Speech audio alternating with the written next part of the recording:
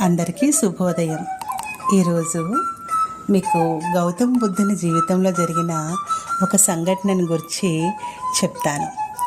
అదేంటంటే, ఒకరోజు ఒక వ్యక్తి గౌతమ్ బుద్ధుని ఇలా ప్రశ్నించారు. మహాత్మా, ధ్యానం ద్వారా మీరు ఏమి పొందారు అని అడిగారు. దానికి సమాధానంగా గౌతమ్ బుద్ధుడు ఇలా సమాధానం చెప్పారు. ధ్యానం ద్వారా నేనేమీ పొందలేదు, కానీ చాలా పోగొట్టుకున్నాను అని అన్నారు.